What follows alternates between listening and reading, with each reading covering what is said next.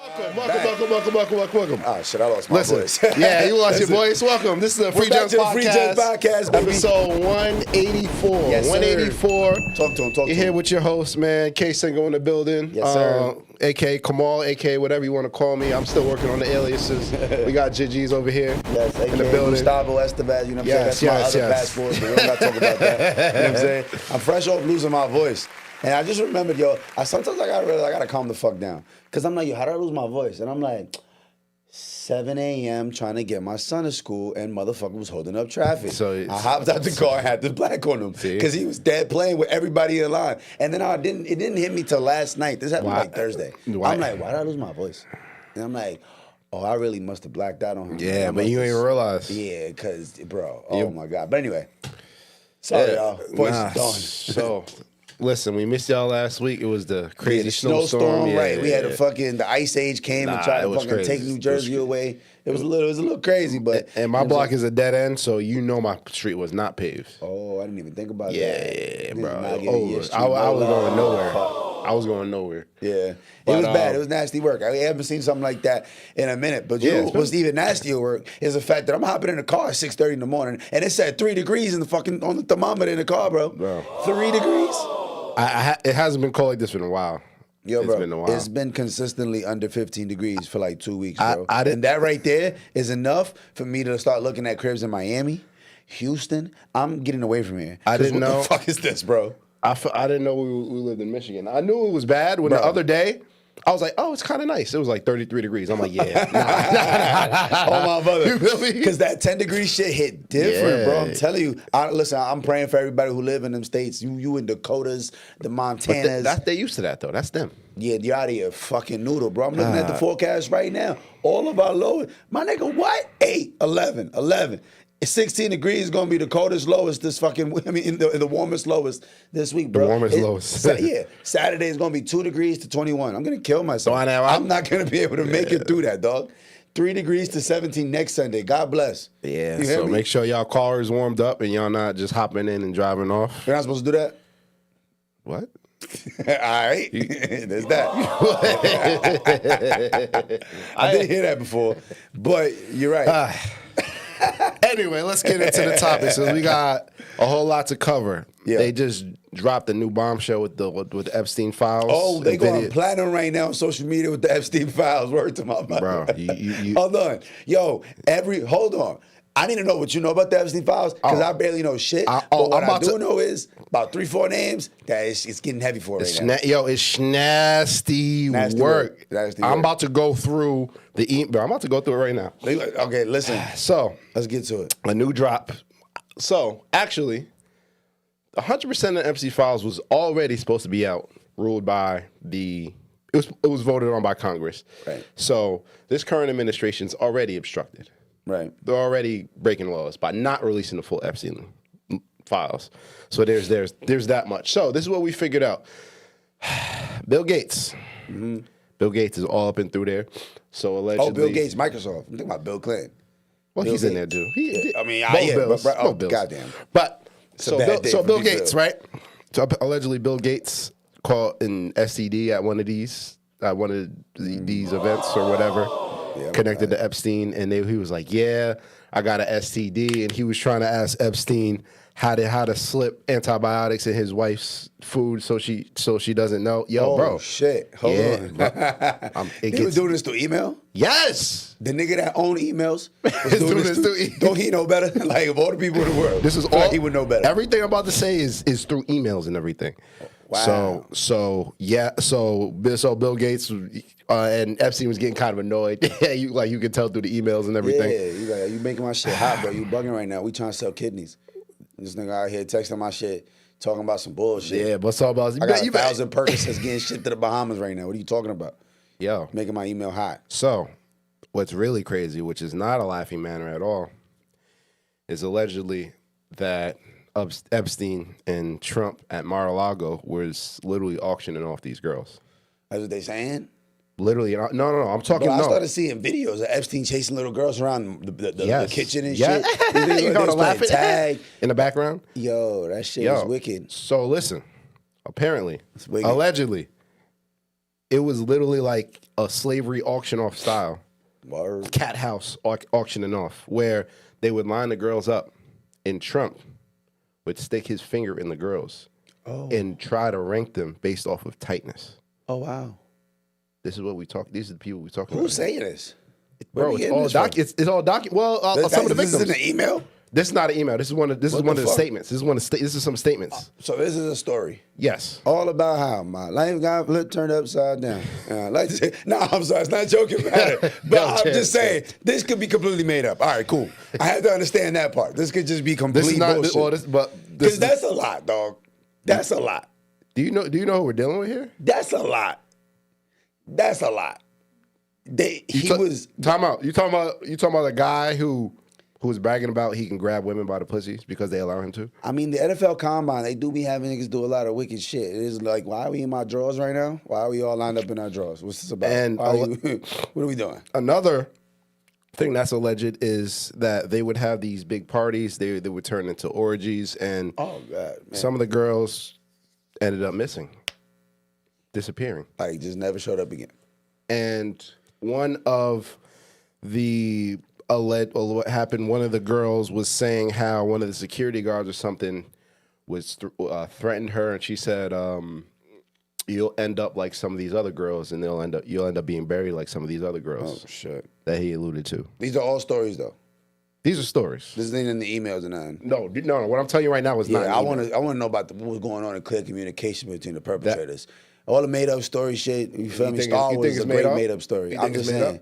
I'm just saying they made up Star Wars, gang. They can make up a hell of a story. So like, it's hard for me to just go off, especially when I know like. I know the picture. We supposed to make this picture as bad as we fucking possibly can. So yes, Trump was putting fingers in vaginas to measure the tightness of vaginas, which is a fucking ridiculous ass thing. I don't even understand that. But go ahead. And I just don't believe everything. I believe evil shit was happening. I believe all the auction and shit. I believe that. But like once they start just adding crazy details, I'm like, they did what? So if it wasn't for crazy details, you would believe it more. What? Is what you're saying. If it wasn't for crazy details, you were more inclined to believe him. Just because the details are crazy.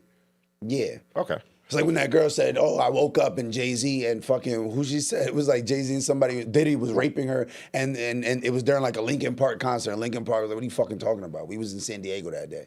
Like that type of shit. It's like she contracted. But anyway, go ahead. You got way more important shit to talk about. And allegedly, this part also wasn't in the emails, and allegedly, like Jay-Z was there on the island, right, when a girl said Jay-Z was present when Weinstein was sexually assaulting her on the island.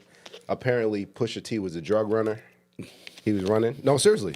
Supposedly he was supplying the drugs. I was just saying some stupid shit about 1,000 Percocets to the Bahamas. Pusha T was selling work to allegedly, yes, that's what they're saying. Allegedly, of course, that he was, yes, and Elon is definitely somewhere. Has to be somewhere on the spectrum. He's definitely because like his email, like Epstein, this was actual emails. Well, Epstein was alluding to, he was like, there are going to be some very important people. You might want to be there. And Elon was like, I don't have time. I don't have time to say, to fly out there to meet with diplomats. And Epstein was like, whoa, calm down, bro. I'm not talking about diplomats. Everybody here is under, I forgot what age he said. You feel me? That was all documented. And Elon was mad thirsty. He was like, yo, bro, I've been stressed out. I need to let loose. Let me know when you're having them parties. He was saying, and there was another email chain where Elon was like, let me know the day you're having the wildest party. I'm like, you like.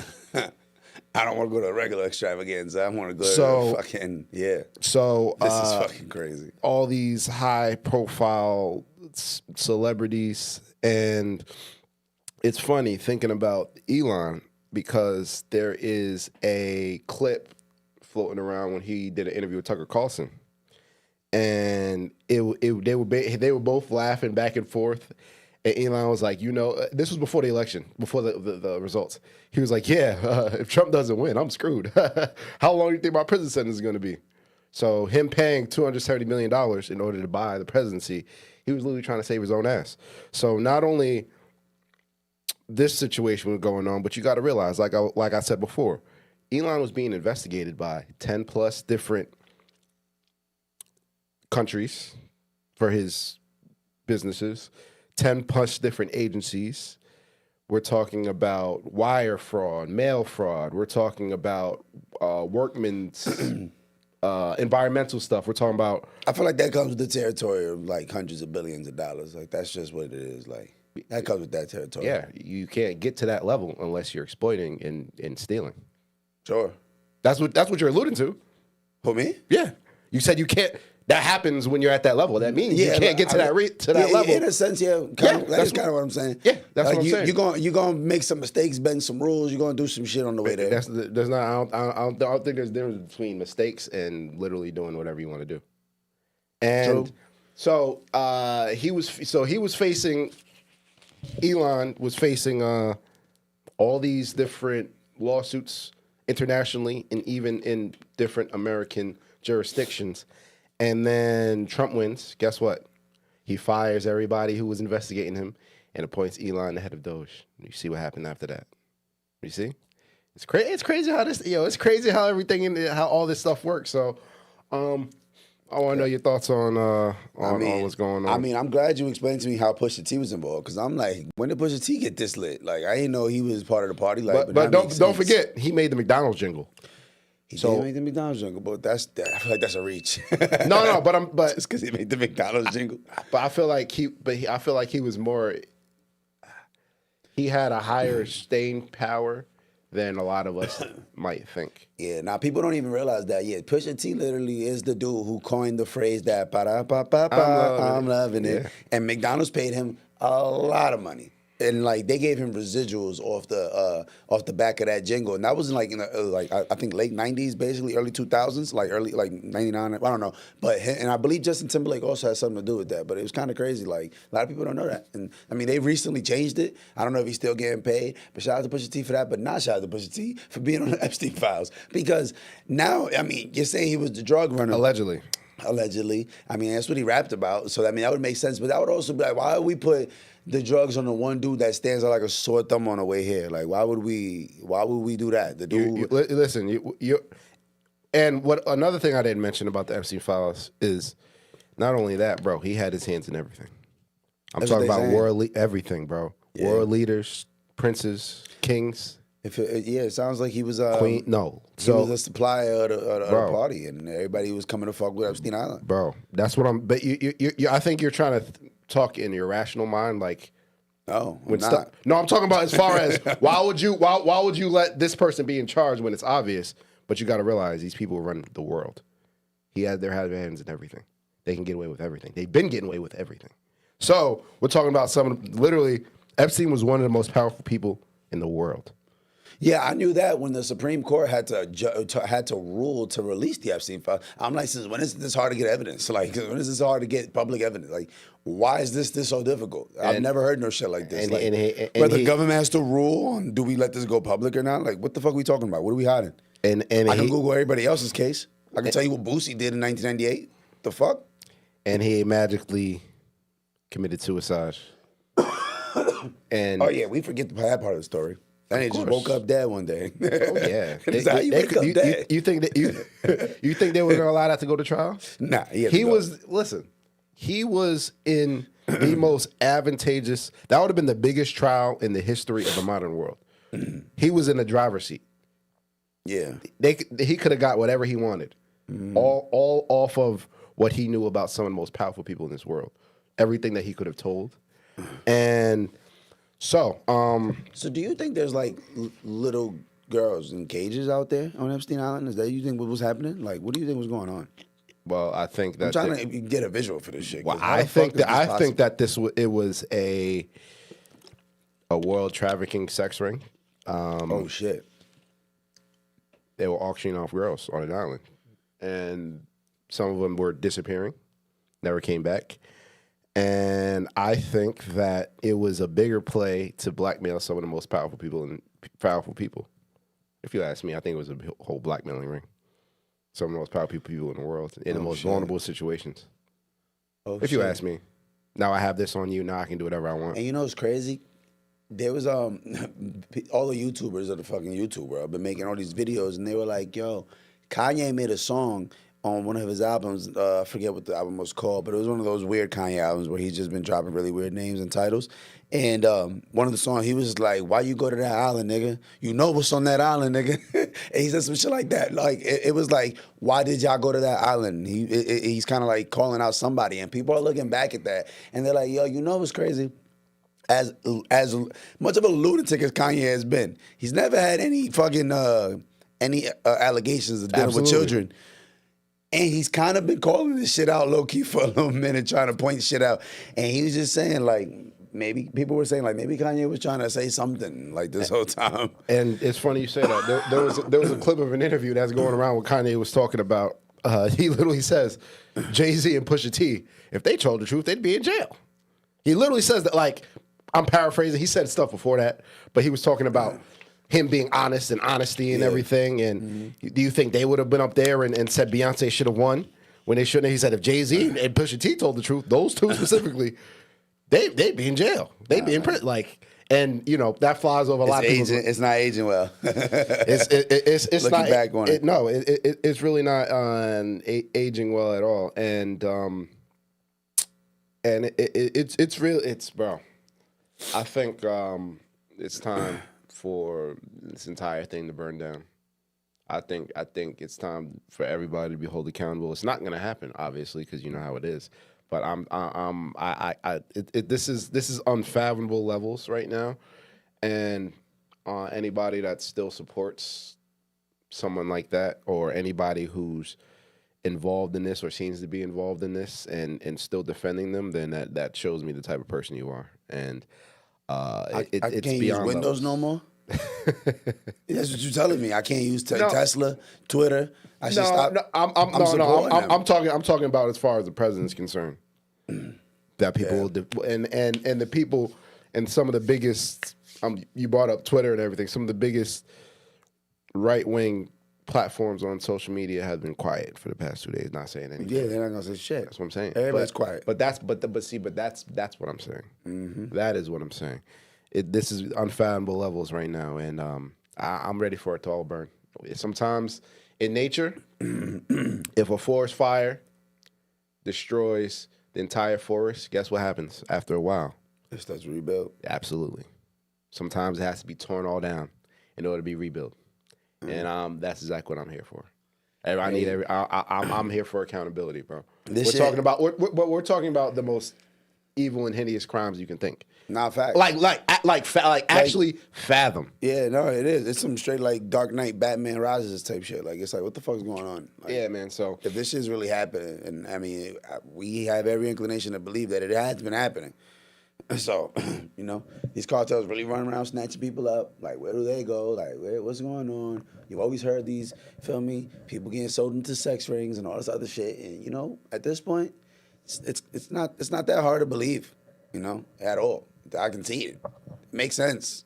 You know, the way they're hiding shit, the way they're making promises, breaking them the next day. Like, it's like, man, I'm ready for World War III. And I'm telling you, it's happening. It's happening right now. The man who ran on transparency and uncovering the deep state and releasing the Epstein files has been dragging his feet this whole time. Yeah. Man, I was shit. I mean, speaking of Trump and all this other shit that's going on, have you been seeing Trump's new bestie, Nicki Minaj? Oh yeah. Have you been seeing what's going on? And Nicki's like heavy endorsing Trump now, and she's the super Trump supporter. She's talking about my president and thank you. Apparently, she's gotten her citizenship granted. Apparently, it wasn't. Oh shit!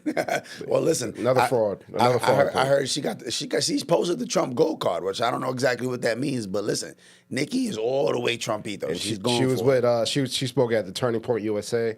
Not surprised. After Charlie Kirk's assassination, she went up there and spoke with Turning Point and Erica Kirk and everybody and the rest of them.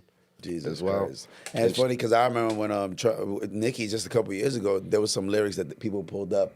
and it was like Trump trying to get rid of the island girl or some shit like that. And it's like, all right, well, it seems like you greased the right pockets, you end up in the right company, and all of a sudden it's let's go Trump. So, you know? Yeah, she's been on a downward spiral. Yeah, I want to hear your thoughts on this whole Onika Monika Mirage, whatever the fuck her name is.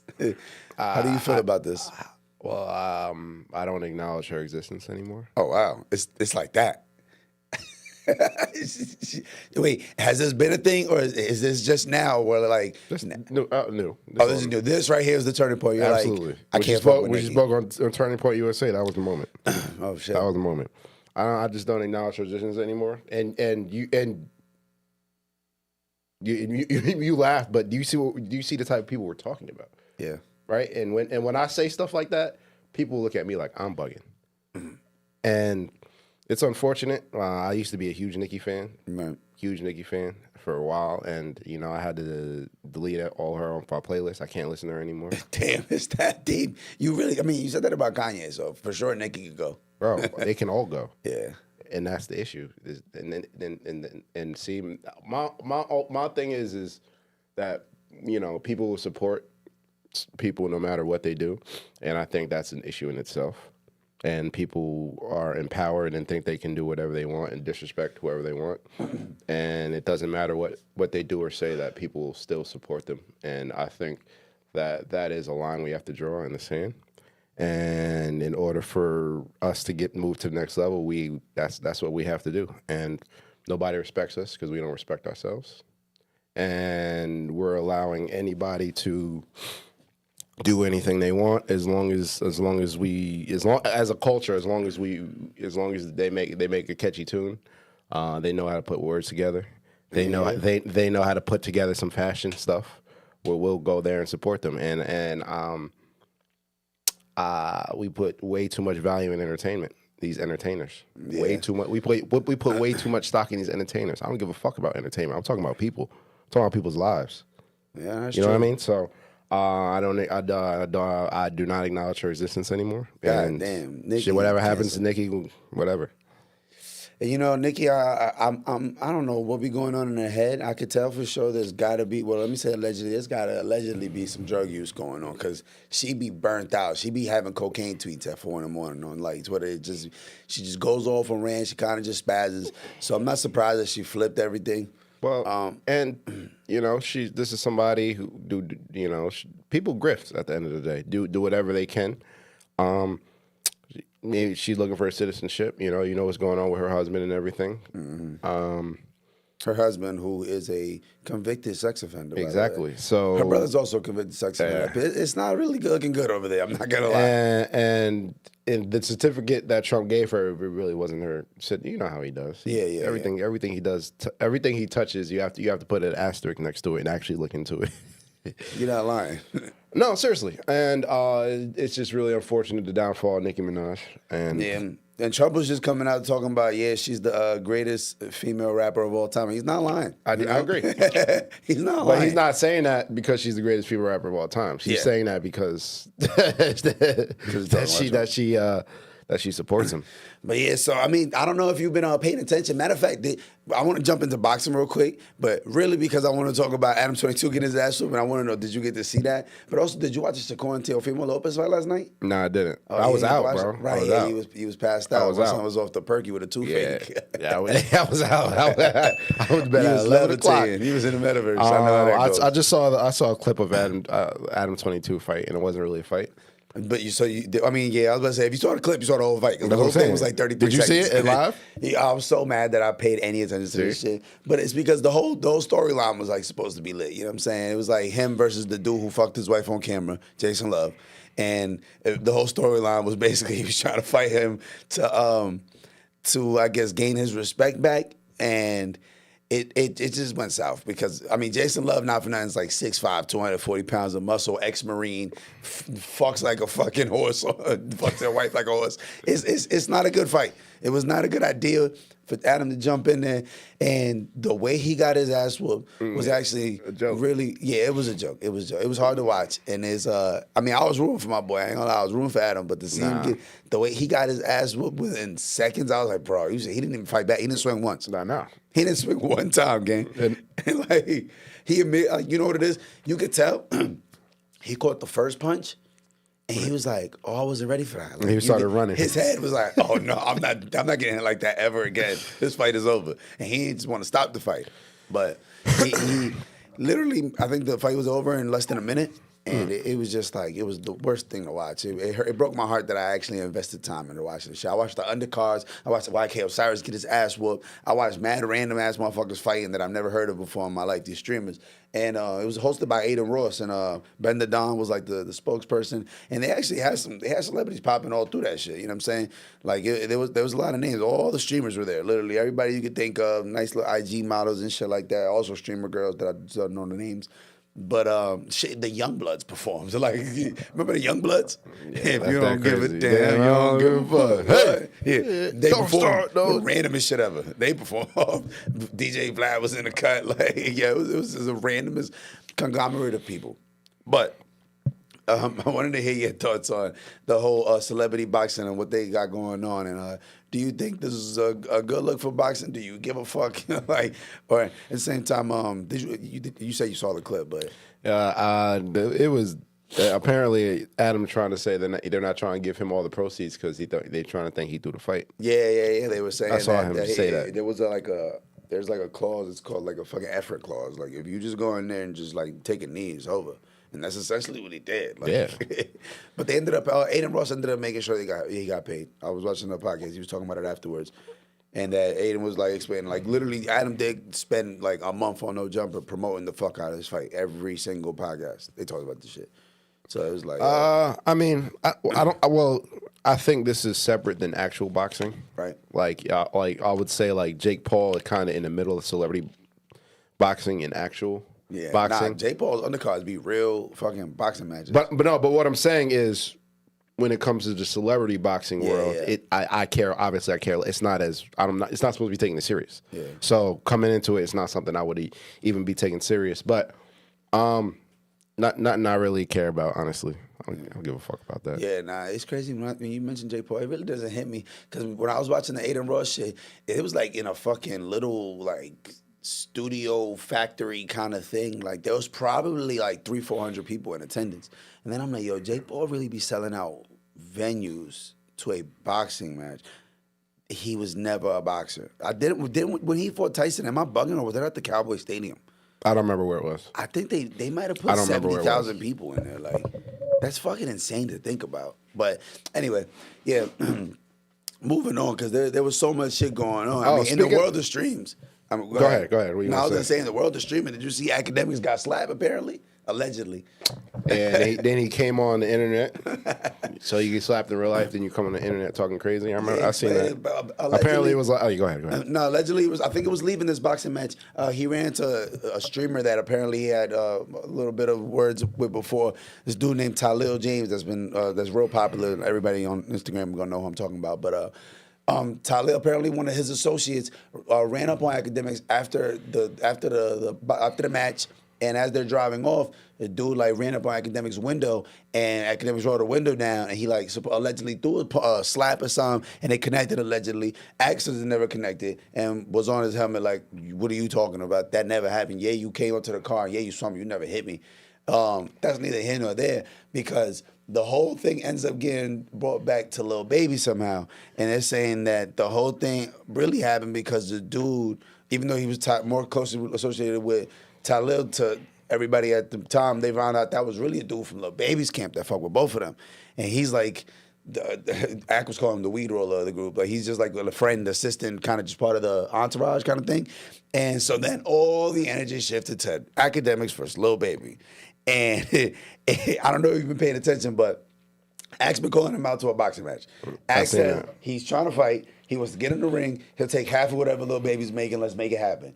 And obviously, Lil Baby he has to keep his aura and he has to keep his look. So of course he's not going to take this fight. But I want to know, who do you think would win in a fight?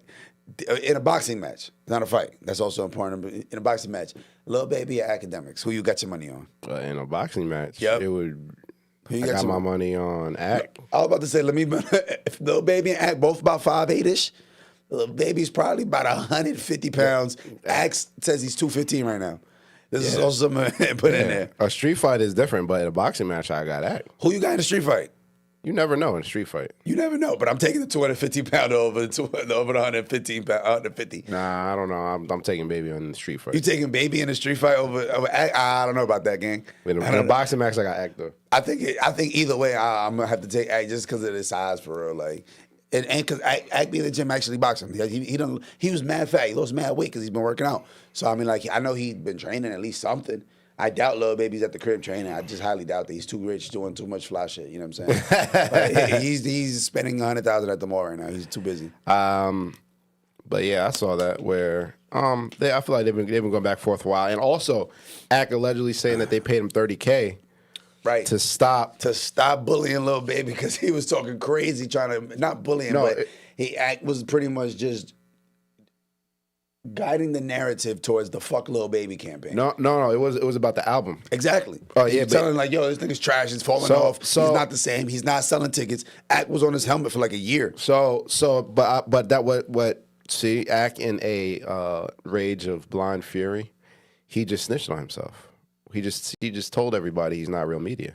He just told everybody in a sense. He just told everybody he's not real media. I can get paid off. Exactly. To leave this shit alone. Exactly. So, but I mean, it's a little different though. How is that different? Because they weren't telling him to form an opinion. They were like, yo, just stop bothering this nigga. Because Act was going beyond, and like he was going beyond. Like, but what does that allude to though? That I could be paid. Exactly. To change my stance, to stop talking about the way I want to talk and how I want to talk. Yeah. That's exactly what that's alluding to. But I'm going to also say, because I've kept up with his content through his versus Lil Baby phase, and I've seen, like, when he says he just stopped shitting on him every day, because that was literally what he was doing. Like, when Act picks somebody to fuck with, he's going to talk about you every single day. He's going to break down your pockets. He's going to break down what you paid in taxes. He's going to break down the stupid deals you made, how you're getting robbed by your manager. That's what he'll do. So when he says he got paid to stop all that, he still was honest about his opinions on the nigga. But he would just be like, yeah, I'm done beefing with Lil Baby, but I'm be honest, his album was all right. I didn't really love it. He'll keep pushing. Before, it was, look at how trash this was. This song has 100,000 streams. His hits do 10 million. This nigga's ass. That's why it was a different level of scrutiny. I think that sets a...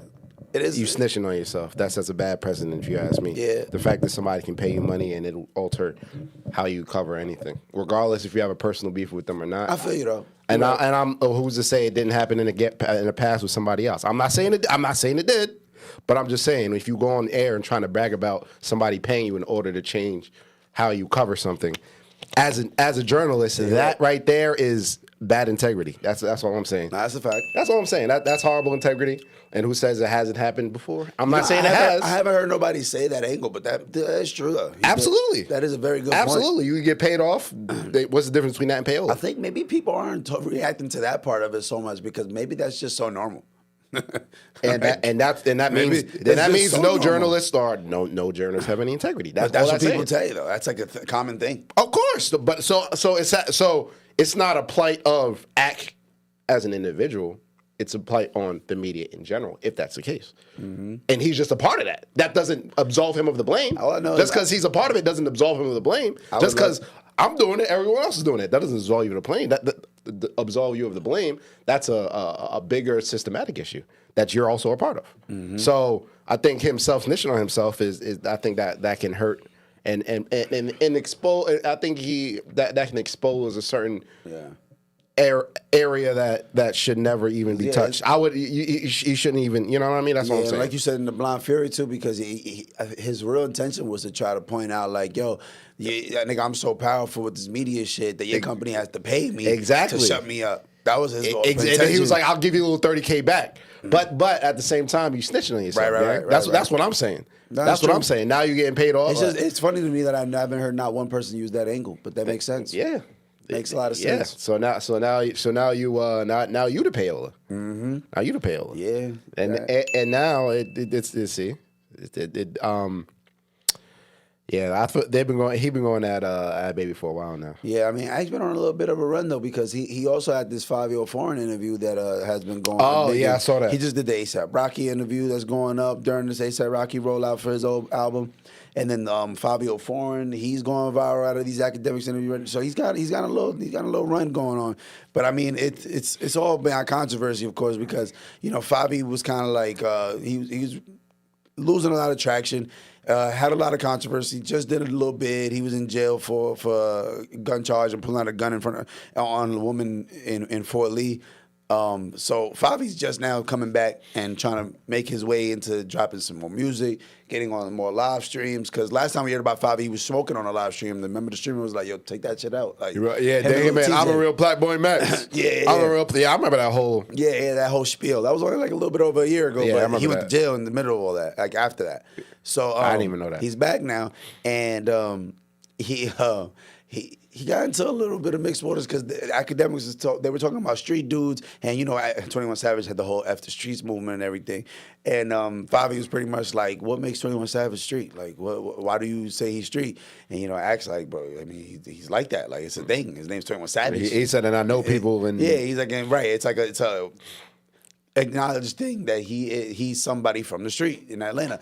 And pretty much that turned into like Favi's like, yeah, I just don't believe niggas. Like, you can't just tell me you shit. I got to know that you put in work. He's like, I'm not saying he not, but I don't know the nigga like that to say it. And then 21 Savage responds and pretty much was on some, man, fuck is you talking about? And it just became like a pissing contest for real to see who's tougher. But obviously, they're in two different worlds. 21 Savage is fucking making love to Lotto somewhere in Atlanta. And Favi's somewhere out here probably on house arrest or some shit. And don't forget, Favi posted Lotto. You ain't see everything that's going on? Yeah, he did post something. And then Lotto started talking crazy. Because it was in the XXL freshman freestyle, and Lotto did, she alluded to in the lyrics that she might let Favi hit. It was like supposed to be like a tricky play on words, and he was part of the freestyle. Yeah. So they were part of the same XXL freshman class. And she was like, yo, this was strictly to go viral. She was like, I never smash, you never smash. She said I get more money than you. She started like that? She was started talking that. She started talking crazy. She started talking crazy. Damn. Yeah. So, what are your thoughts on the whole back and forth and the whole thing? I mean, honestly, I think it's petty, especially because, they're just in two different realms, and I feel like, honestly, Favi has had some good success, though. I'm not gonna lie. He's gonna be straight for the rest of his life off the 3-4 hits he got. Like, he's good because he's gonna be able to perform that in New York, Tri-State, from here to Connecticut. He is good. He'll make $10,000 a show for the rest of his life. I ain't gonna lie. So I think he could just cool out. Like, he's trying to go to the streaming route, which is funny because, he was just dissing streamers and all that good shit. But now him, Blueface, they all made sharp turns towards it. Like, I think I'm gonna just be a streamer because this shit way easier for me. I don't gotta go out there and get shot. I can do my deals from the crib on Kick or whatever. You feel me? So I think 21 Savage is also on just a way more adult mindset. And even when he was younger, like, he wasn't really a hothead just from like the stories and being around people who've been around him. Like, he's not just about to tee off. Like, so I don't think it's gonna be that big of a deal. Like, the motherfuckers never gonna get into no shit like that. So it really doesn't matter. But I want to see both of them succeed. You know what I'm saying? 21 got a nice little album. Favi, fuck it, drop a hit. And Favi already previewing disses. Of course. 21 Savage. And I think 21's in a situation where when you make that type of stance after streets, I think it's going to be hard to backtrack, one. Yeah. And two, you're going to be catching strays just like that from people unprovoked. There's no reason for Fabio to say anything about that. Yeah. There's no reason for him to do that. And then it spiraled into something where he's talking about his girl, you know what I mean? It just spiraled out of nothing, out of nowhere. Yeah. And I think it's a great stance that 21 is taking, but at the same time, now you got to go and have an ego off and tell him that I'm not pussy though. You feel me?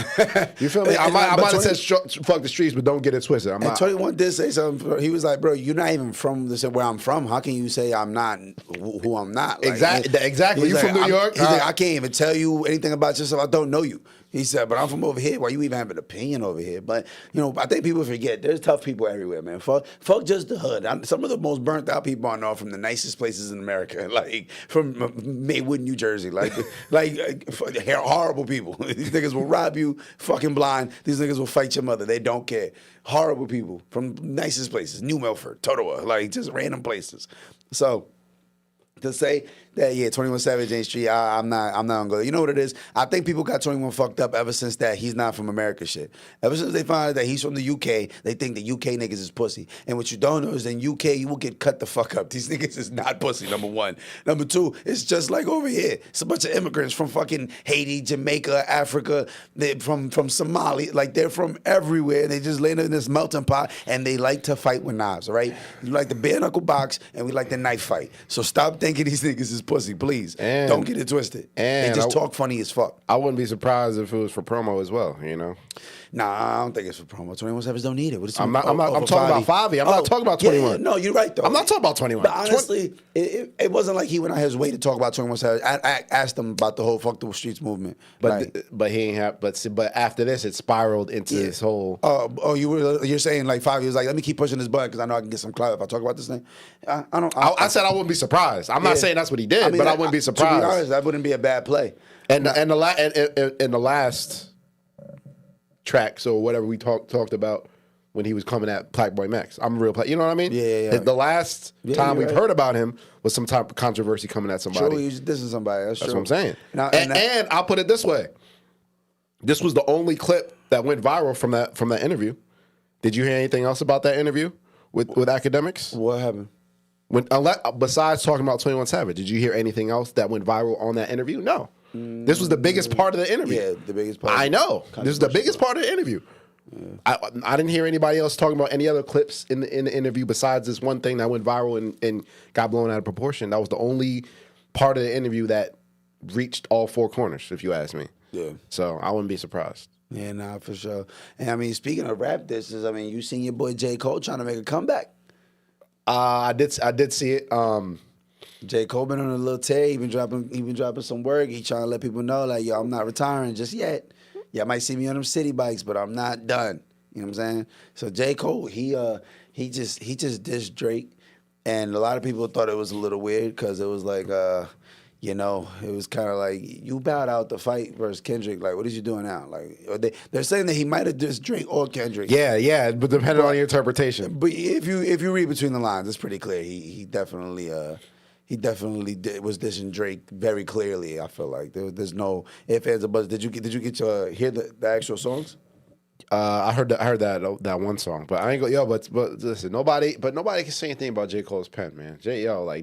Cole's pen is unbelievable, bro. I'm gonna be honest. I always said J. Cole was like a dumbed down version of Kendrick. Like, he's great, he's incredible, top tier. If he's a 10 out of 10, Kendrick's an 11 out of 10. I ain't gonna lie. My whole life, I've always felt like.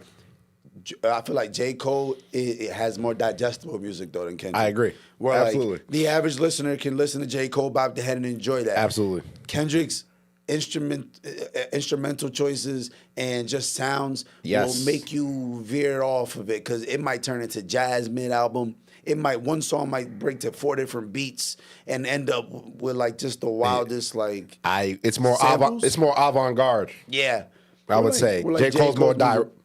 More here's your meat and potatoes. You feel me? Here, enjoy this. This is a regular song with hooks, bridges, fucking 16 bars in the middle of each one of those things. A story that's easy to follow. Yeah, Kendrick's going to throw you for a spin-off. And it's like watching Inception, but an album version. Exactly. Like Kendrick is going to talk in the beginning of the song about this person's perspective, and then the next person's perspective. And then you realize the whole time you're talking about the dead nigga's perspective that died a month after all of this. But if you're not actually listening to the song, you're like, wait, he was just, but you're not realizing he's talking about. Kendrick's just different. But yeah. You see, I'm glad we're on the same page. That's literally how I always felt like. And I feel like when people be like, oh, I like J. Cole way better than Kendrick, I'll just be like, okay, you're probably not that smart. Like, but it's all about taste, preference. Some people don't like. I feel like you're just dumb. Like, no, you know what it is? When people be like, yo, I just don't like Kendrick. Like, I can't stand that nigga. I'll be like, oh, you're dumb. Like, I know you're dumb. No, I don't. Your IQ is low. I promise. I see, but I don't necessarily take it that way. I think any type of media is different, right? Like, some people some people like, as far as shows are concerned, some people like feel good shows. Right.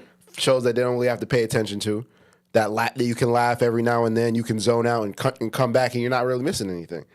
As opposed to other shows that are more cerebral. If you zone out for 5 minutes, you got to rewind it. If you're not paying attention to the end of this episode, you're like, wait, what happened? I need to know what happened. On to the next. I think it's just how about people digest media. Some people don't like the cerebral watching stuff. They need some mind-numbing entertainment. You know what I mean? So I think it's a little different. So I was getting at. They slow. So, but I will say this: as far as the J. Cole situation, initially when he bowed out, I said that he shouldn't bow out. But in hindsight, I apologize for that take, and I think that he was right for bowing out because I think it's different between two people are cool, think they can fight, having a friendly fade against a difference than other two people that want to kill each other. You know what I mean? So I think he was right for bowing out when you're talking about Drake and Kendrick, who really don't like each other, and Cole is kind of he's a very talented person in the industry, and the rivalry kind of started based off two people just being talented rather than two people not liking each other. So I think he wasn't wrong for bowing out.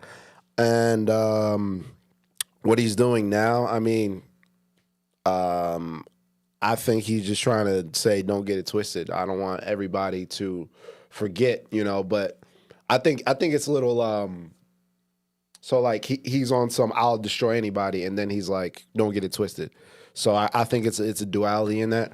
I don't think he was wrong for bowing out, but we just see how crazy his pen game is now. So yeah, nah, for sure. J. Cole is one of them ones, and honestly, it's crazy. I be running into shit off like the 444 album, that Jay-Z shit, and it hits me like, yo, a beautiful thing about rap that it's not like most other like skills like an athlete where eventually you age out. Like you can still be an amazing rapper in your 50s, 60s. Like you can still be incredible because the brain's still sharp, and like you can still put the words together. And like it blows my mind that like even when I listen to Kendrick and on that last album when he dropped so many songs that people were giving him credit for being like a lot more sonically digestible and being a lot better sounding and things they could really bump to, I'm like, yo, this motherfucker Kendrick at like 37, 38 decides to get on tracks and to muster, and like we don't look at it as corny. He can do that at damn near 40 and then have a whole conscious rap verse and it's a hit. And I'm like, yo, that in itself is just like some shit you don't even see. It's remnants of like the early 2000s to me, when the biggest hits was fucking Nelly, 50, you know what I'm saying? A DMX, and it's like they giving you a conscious verse in the middle of this cool hook. But I love to see J. Cole jumping back in the stew. Hopefully we do get a response. You know what I'm saying? I want to see I would love to see Drake throw a little more shots, you know what I mean? Why not? I would love to see, if we can get Kendrick to rap again, but we're not due for another Kendrick sighting for like 4 or 5 years. So there's that, you know what I'm saying? But yeah, I'm excited to see Cole hop back out and get back in there. Regardless if he bowed out from the fight and all that good shit. Yeah, no, I don't take that as a notch on him at all. Like I said, you talking about two people that want to kill each other, and you're just hanging around. Yeah. Like get it. You know what I mean? Allegedly, they say Schoolboy Q tapped him on the shoulder, like, yo, you don't want to get out of here. Yeah, Schoolboy Q was like, yo, Dot is in the booth right now. You want to get out of this. Schoolboy Q, I don't know, TDE, he's part of TDE, which is basically Kendrick's old label, and they're like best of buds. You know what I'm saying? So they say like Schoolboy was the one in good faith was like, yo, Cole, this ain't for us. So let's just back out. Let them do that. You know what I'm saying? Marv, how much more time we got? All right. I wanted to talk about the top. I want to dive into. Did you hear about what Trump said about housing and housing prices? Actually, no. I feel like I was just watching a video on it, but I want to hear you talk about it. Let's do it. So, Trump, when they were talking about housing prices, he was basically talking about that he doesn't want housing prices to come down. That he was saying how everybody who has a house, he wants to make sure that their equity is there, that the prices stay up. And he said he doesn't want lazy people to come in and be able to buy a house that other people had to break their backs over to buy. So I want to know your thoughts on that. I mean, I don't know. I mean, that shit sound real good to me, nigga. I got a house. That's the problem. So I'm a little low. See, this is how politics work. Damn. You get to a certain point in your life, and all of a sudden, this side starts to make a little more sense. And you realize, hold on, son, am I the devil? Because that shit sound good to me. But I'm on one side of the fence here. So obviously, I don't want ice to pour on my aunts and uncles because that's on the way. Sorry, y'all in Massachusetts. Y'all getting out of here. But I'm saying, you feel me? On the other side, if he could appreciate my crib to 1.5 million, I'm not complaining. You know what I mean? So I'm in a pickle, all right? I'm in a fucking pickle because he's also on Epstein Island, so he got to go. But if my house gets to 2 million, how am I supposed to be mad at this nigga? And he want to lower taxes? You see how fucked up politics is? Damn. They put you in a fucking pickle, son. So that's where I'm at. Because I did hear that recently. But, I mean, in reality, though, I mean, what is he really saying? Is he saying that they're trying to make getting the loans more difficult? Because it's not like anybody's actually coming to pay for these houses in cash. He's talking about. I can't say not anybody, but the people that he's saying are the lazy people would be getting first-time buyers loans. So what is he saying? Is he raising the interest super high? He said he's trying to lower interest. That's what he's trying to do. But he wants to keep the home prices up. Right. People already have. I mean, the home prices aren't going to go down unless they shoot down on some historic fuck shit, and then they're going to go right back up. Right? Isn't that what it always been? Well, it depends. The housing market always been a slow up, something tragic, and then we're right back here, and then slow back up. But when you look back, it's always going to still go up. There'll be a quick whoop, but it ain't nothing like, you know, it ain't like fucking crypto. It ain't this. It's never been that. Never in life has it been that. You know what I'm saying? Like, it's not going to go nowhere. So inevitably, property will always go up. I guess he's saying that he's going to make it more difficult to be able to buy the property by raising the. No, he's saying he wants to lower the interest. That's what he's claiming. But lowering the interest, wouldn't that help incentivize people to go buy the house and get it at a better price? Yes. Well, monthly price. Yes, but that's not. That has nothing to do with the actual home prices.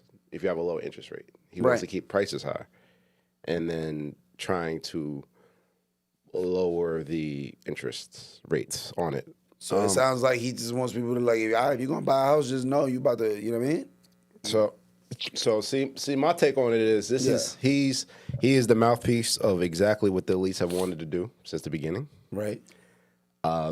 The oligarch is in full play. They want to create a situation where nobody owns anything, and a small number of people own everything. Right. And they've been trying to do that since the beginning. This is the same man who claimed that prices were going to lower on day one. This is the same person that claimed that he was going to lower the cost of creating a new house by 30, 40%. And now he's talking about affordability is a Democratic hoax. And this is what happens now. Now, we're in a situation where we got to play the game because this is the situation we're in. But this is what happens when you commodify something like a home. When you make it a commodity, it's no different than workers versus employers.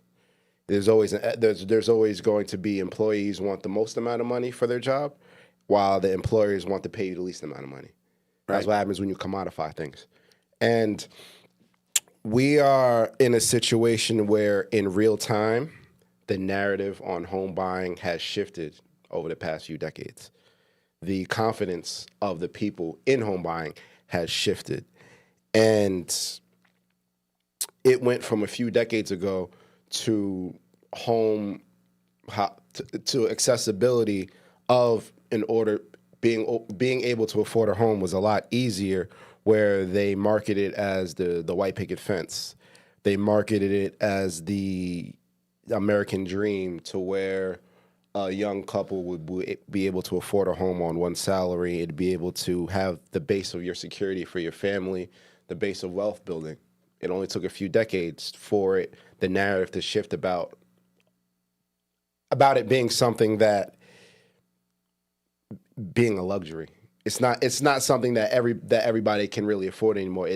Now they're shifting the narrative that it is a luxury, and how they do that is they want to make it seem like if you can't afford a home, just work harder, or that you're lazy, rather than the rug is being pulled under from people.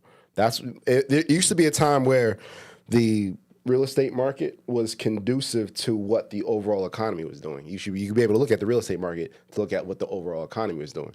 They want to, like I said, they want to make it a situation where most people don't own anything and only a small amount of people own stuff. They want to make it to where at any time home prices, rent's always going to reflect home prices. When people buy a home, they want to be able to make their mortgage payments. Right. So rents will always equal home prices.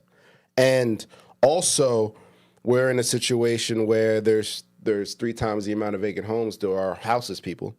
And we're also in a situation where people that have, let's say you have a 500 unit building and you have 60% unoccupied. It makes more sense for you to have 60% of the units unoccupied in order to keep the equity in the home, and rather than lowering the rent and getting people in. Because there are a lot of places that are sitting vacant on purpose in order to keep the equity high. And you create a system that they're sitting empty on spaces on purpose to keep the equity high. Correct. Because they have so much. Because, right, if you are an investor, you have a huge portfolio. It makes more sense if you lower your rent. That might change the equity that you have in your home. It might change the value that your property is. They don't make money off of individual rents. We're talking about people with a lot of units. Right. They make more value off of leveraging the equity in that home, in that building, rather than the individual rents. So there was a situation where in New York City, there are so many vacant places on purpose. Rather than lowering the rent for people to get in, they rather just let it sit vacant so the equity stay high. That makes sense, though. Yeah. If you got 100 units or some shit, and if the rent's supposed to be $2,000, but then you drop it to $1,500 just to get more people in, then it looks like you can only get 100 units rented out for $1,500 a piece, which would be $150,000, instead of being able to get them off at $2,000 a piece, which would be $200,000. The investor's gonna be looking like, oh, this only brings in $150K a month. And now that's because you did that, because you dropped the rent in order to get it booked up. But if you hold it, even if you're only making $100,000 because you only got 75% occupancy, at least you look at the buyer. You tell them, but look, this is the potential. If you fill this shit up at $2K, really $2,400 by the time you got it, or they can make this. Or I'll take the equity out at a higher rate and use that leverage for something else. Right. Not even about buying it. Not even about selling it. Yeah, because I'm sorry, the way you said that statement earlier, you were like, keep it vacant. It's more lucrative. Because I'm not thinking so big. Like yes, you said. You're talking. I'm not talking thousands of. I'm not talking. I'm talking about the elites. I'm not talking about individual investors. You have one home. I'm talking about 100 units. Right. I'd rather keep. No, it makes sense. It makes sense. You see what I'm saying? I just needed that to be broken down because my brain was not computing. And then I couldn't get past that. I was like, "What are you saying?" So they create a situation where they increase homelessness, and when you increase homelessness, damn, what do I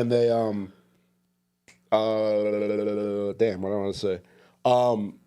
They criminalize homelessness. Mm-hmm. It's all part of the plan. It's all part of the bigger picture. You create a situation where more people are homeless and you criminalize homelessness. So what I'm saying is the erosion of the middle class, and that's exactly what they've always wanted to do. Mm-hmm. And they've always and they do that under the guise of 3 things: false patriotism, the guise of Christianity and religion, and the guise of racism and bigotry.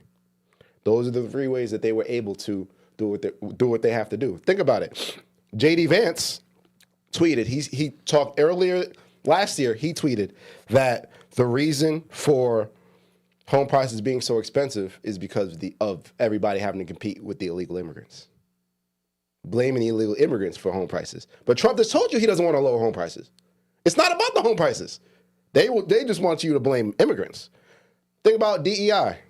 You remember DEI? Yeah, DEI. What's the first thing you think of when you think about DEI? Diversity hires? Yes. Right. And black people. Right. Only 4% of diversity hires were black. Damn. Only 4%. Most of the people who benefited from DEI were white women. But you can't create a narrative And it won't go far saying that white women are the ones that benefit. No, you have to make it a minority that benefits from it in order to take it away. Mm-hmm. What about healthcare? They're giving the healthcare to illegal immigrants.